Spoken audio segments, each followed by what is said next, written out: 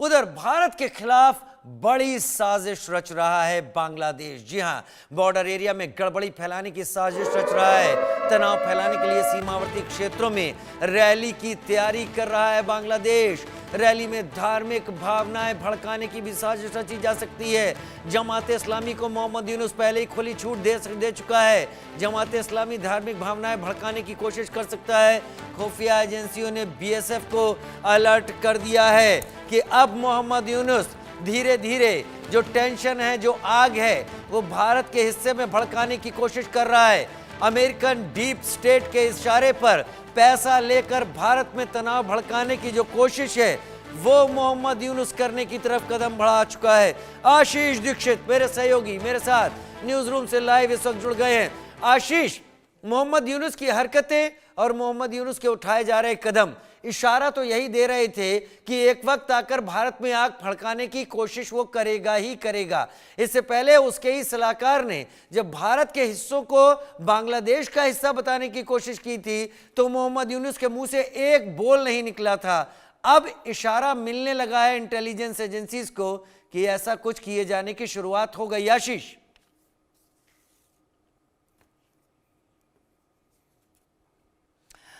Unmute कर लें खुद को। आशीष,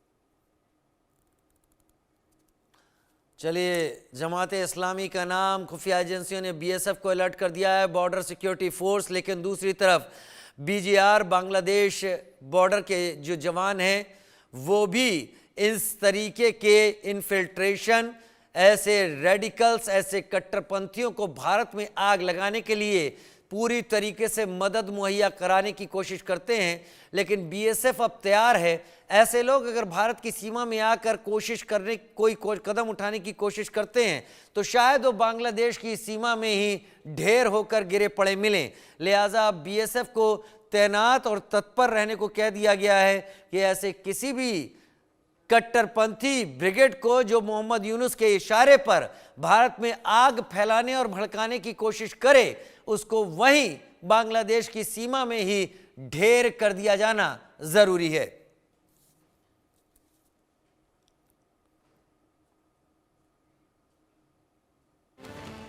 खुफिया एजेंसियों ने बीएसएफ को अलर्ट कर दिया है। खुफिया एजेंसियों ने बीएसएफ को अलर्ट किया। भारत के खिलाफ बड़ी साजिश रच रहा है बांग्लादेश। भारत के खिलाफ बड़ी साजिश रच रहा है बांग्लादेश। रैली में धार्मिक भावनाएं भड़काने की साजिश रची जा रही हैं और खुफिया एजेंसियों ने पूरी तरीके से बीएसएफ को अलर्ट कर दिया है और ये साफ कर दिया है कि बांग्लादेश में इस वक्त जिस तरीके का कट्टरपंथ हावी है, उसके देखते हुए साफ नजर आ रहा है कि आगे आने वाले दिनों में ये जमाते इस्लामी के लोग मोहम्मद यूनुस के प्रशासन की मदद के सहारे भारत के सीमावर्ती इलाकों में आग लगाने से भी परहेज नहीं करेंगे और कुछ ऐसी ही तस्वीरें निकलती हुई सामने आ रही है।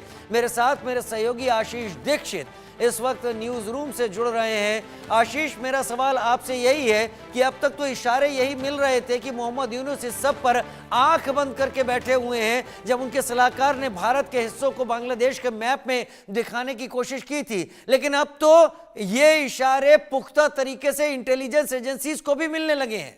आशीष, देखिए, जमात के गुंडे या कहे जमात की जो पूरी संरचना है बांग्लादेश में, वो कट्टरवाद फैलाने का उनको मिशन दे रखा गया है कि आप हिंदू मुसलमानों को बांटिए और कट्टरवाद फैलाइए पूरी तरीके से। अब जमात ने एक संगठन बनाया है, मैं बताता हूं, उसका नाम है जनगण संगठन।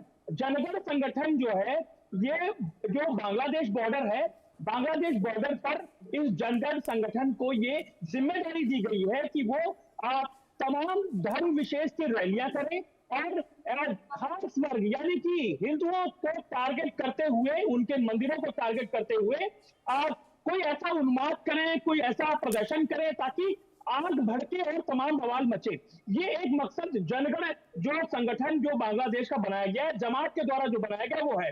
आपको बता दूं, तमाम वो रैलियां ऑर्गेनाइज की जा रही हैं क्योंकि बताया जा रहा है कि दिसंबर में बांग्लादेश में चुनाव हो सकता है और चुनाव से पहले जमात भी चुनावों में पार्टिसिपेट करने के इरादे से हिंदू मुस्लिम की खाई को और पाट रहा है ताकि वहां पर उन्माद फैले और उसके वोटर की संख्या ज्यादा बढ़ सके। और मुझे लगता है कि जिस तरीके से हालात दिख रहे हैं बांग्लादेश में, बीएनपी और आवामी लीग, जो बांग्लादेश की आवामी लीग है यानी शेख हसीना की पार्टी, और बीएनपी जो खालिदा जिया की पार्टी है, वो दोनों एक दूसरे चुनाव लड़ सकती हैं, ये खबरें आ रही हैं। ऐसे में जमात एक प्रमुख पार्टी बनकर सामने आ सकती है और वो मुस्लिमों को इकट्ठा करने के लिए ऐसे उन्माद वाले आप रैलियां कर सकती है, ऐसे भड़काऊ रैलियां कर रही है, प्लान है उसका। और इन रैलियों में पूर्व आर्मी के मेजर, कर्नल और तमाम जो बांग्लादेश के ओहदे पर, ऊंचे ओहदे पर बैठे हुए लोग थे, वो भी इसमें शामिल हो रहे हैं, तकरीरें दे रहे हैं बाकायदा। और इन जो रैलियां होती मेन तौर पर, इन रैलियों में जो बॉर्डर है वो मालदा का बॉर्डर है।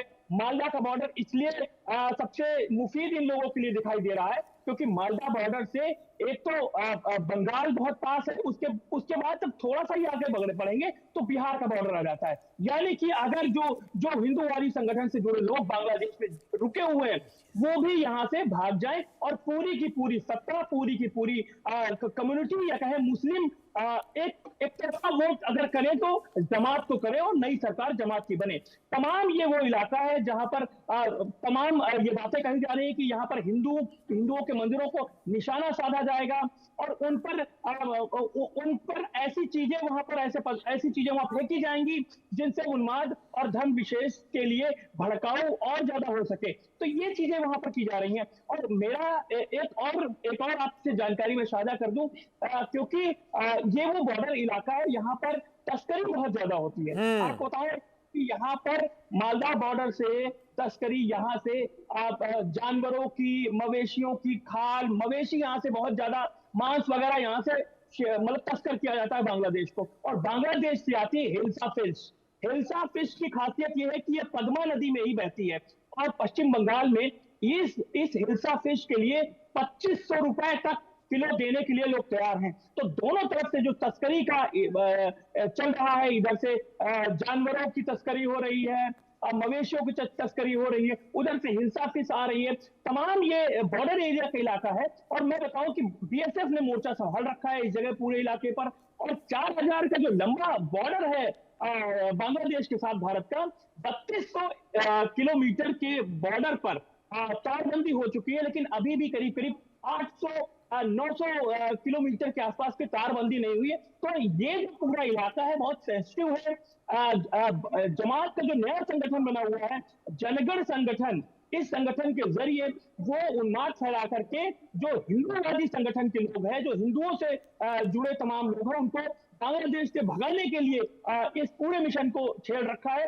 और मुझे लगता है कि ये जो मकसद है पूरा, ये चुनाव को लेकर है, क्योंकि जिस तरीके से चुनाव के लिए माहौल बनाया जा रहा है, यूनुस भी कह रहे हैं कि दिसंबर में वो चुनाव करवाएंगे, तो चुनाव के लिए माहौल बनाया जा रहा है। मुझे लगता है कि उस पूरे रीजन में एक खास वोटर ही बचेगा, ताकि एक खास पार्टी या कहे जमात वही जीतकर बांग्लादेश की संसद में पहुंचे और उन्हीं कट्टरपंथियों की सरकार बने और बांग्लादेश को अपने हिसाब से चलाएं। और एक तरीके से शेख हसीना के नाम पर भारत के खिलाफ उपजे विद्रोह को या भारत के खिलाफ उपजे नफरत को भुनाने की कोशिश मोहम्मद यूनुस करते हुए दिखाई पड़ रहे हैं। और उसका फायदा उठाने की कोशिश करने के बीच में भारत के सीमावर्ती इलाकों में जरूर कुछ ऐसा करने की कोशिश में है जिसके लिए बीएसएफ को तैयार रहने को कहा गया। बहुत शुक्रिया आशीष मेरे साथ जुड़ने के लिए। इस जानकारी के साथ आपका